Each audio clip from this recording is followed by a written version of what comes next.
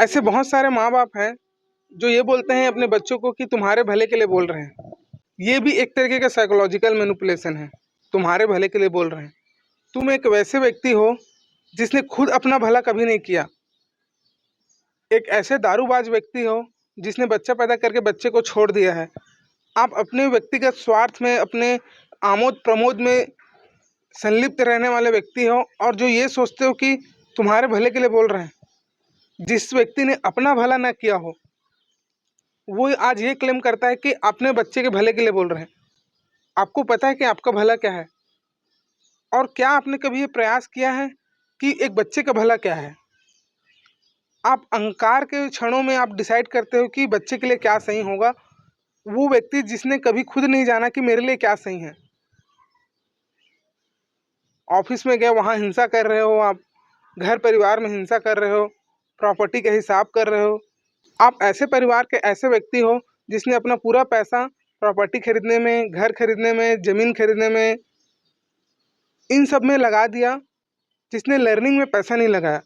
और लर्निंग के लिए उसने क्या किया, बस स्कूल में बच्चे को भर्ती करा दिया, 150 का कॉपी खरीद लिया और हो गया। वो स्कूल में क्या जा रहा है, क्या सीख रहा है, इसका आपको परवाह नहीं है, क्योंकि आपको तो अब प्रॉपर्टी बनाना है। जिस व्यक्ति को अपना भला नहीं पता, वो क्लेम करता है कि बच्चे के भले के लिए सोच रहे हैं। जिसको अपना नहीं पता, वो बच्चे का क्या जानेगा। आपने कभी बच्चे के लिए लर्निंग इन्वायरमेंट तैयार नहीं किया। वो आपको देख करके सीखता है, वो आपको ऑब्जर्व करता है, क्योंकि आप उसके लिए सब कुछ हैं। वो आपको भगवान के रूप में देखता है, आपको सर्वशक्तिशाली, सर्वशक्तिमान मानता है। और वो जब देखता है कि उसके माँ बाप किस तरीके से अपने भाई बहनों से बात कर रहे हैं और किस तरीके से वो अपने लफड़ा लालच में आपको ग्रस्त पाते हैं, वो देख रहे हैं कि आप अपने व्यक्तिगत इंद्रियों को तुष्ट करने के लिए कैसे दिन भर संलिप्त रहते हैं। और आप एक दिन आकर के बोलते हैं कि मैं तुम्हारे भले के लिए सोच रहा हूँ। अगर आप उसके भले के लिए सोच रहे होते हैं, तो सबसे पहले तो आप उसे पैदा ही नहीं करते। आप अपने बिजनेस के लिए उसे पैदा करते हैं, बुढ़ापे का इंश्योरेंस पॉलिसी है, या इसलिए क्योंकि सब बच्चे पैदा कर रहे हैं तो आपने भी बच्चा पैदा कर लिया, या इसलिए क्योंकि बच्चा पैदा करना सबसे आसान काम है, या इसलिए क्योंकि आप सोसाइटी का प्रेशर नहीं झेल सकते, या इसलिए क्योंकि आप बे औलाद होने का जो टैग है उसको झेल नहीं सकते। आप इन सब उद्देश्यों के लिए आप बच्चा पैदा करते हो। आप एक ऐसे व्यक्ति हो, अगर लड़की पैदा हो जाए तो आपको तकलीफ होता है, और 2-3 लड़की पैदा हो जाए तो आप पूरी ज़िंदगी उससे कोसते रहते हो कि पता नहीं मेरा ही किस्मत क्या ख़राब हो गया, मेरे कोई लड़की मिल गई। आप वो व्यक्ति हो जो अपने बच्चे को कोसते हो सबके सामने जा जा करके, और आप उसको ब्रेन वॉश करते हो ताकि वो आपका नार्सिसिस्ट मंकी बन सके। आप उसे इस तरीके से ब्रेन वॉश करते हो कि उनको लगता है कि आप तो परमपिता परमात्मा हो, परमेश्वर हो, लेकिन आप स्वयं ही जानते हो कि आप किस तरीके के बाप हो। आपको नहीं पता कि आप अपने बेटियों को कैसे गाली देते हो, अपने बच्चे को कैसे गाली देते हो। किस लिए? क्योंकि आपका जो स्वार्थ है वो बड़ा हो सके। आप इतने अहंकारी नार्सिसिस्टिक व्यक्ति हो जो अपना इमेज चमकाते हो अपने बच्चों की कीमत पे, और आप ये एक्सपेक्ट करते हो कि लोग आपके पास जाएं। आप उनके भले के लिए सोच रहे हो।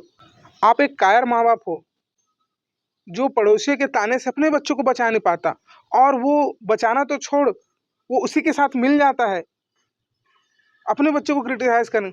अरे देखना क्या कर रहा है, एक ही टो को पकड़ा बैठा है, क्या पढ़ रहा है, क्या कर रहा है।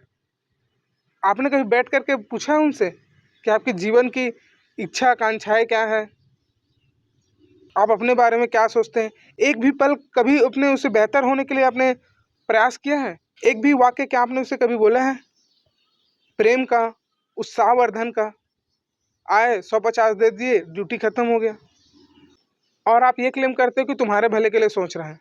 पहले आप अपना भला कर लो। आप एक नफरती, हिंसक, लालची, ग्रीडी और हिसाबबाज व्यक्ति हो, जिसने अपना भला कभी नहीं किया, जिसने अपने ऊपर पढ़ने लिखने में कभी इन्वेस्टमेंट नहीं किया। आप ऐसे व्यक्ति हो जो काम से लौटते ही शराब के ठेके में चले जाता है। आप अपना भला कर रहे हो, तमाम तरीके की चीज़ों में आप संलिप्त हो जिसमें आपका पैसा ड्रेन हो रहा है।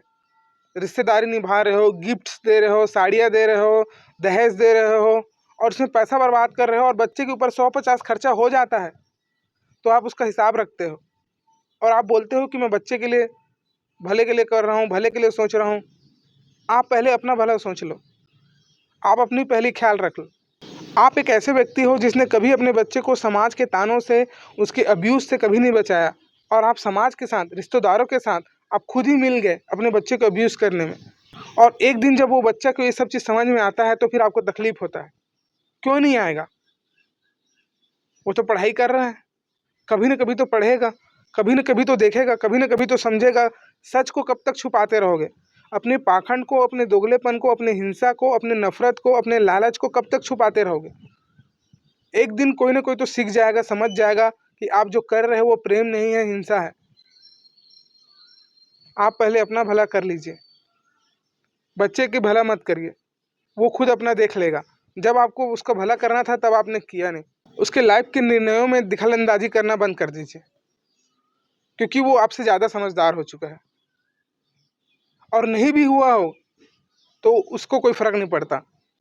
वो नासमझी में भी गलती करने के लिए तैयार है, लेकिन वो एक्सप्लोर कर रहा है, वो दुनिया को देख रहा है, वो अपना बेहतरी ज़्यादा समझता है।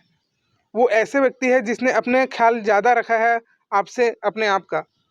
धन्यवाद।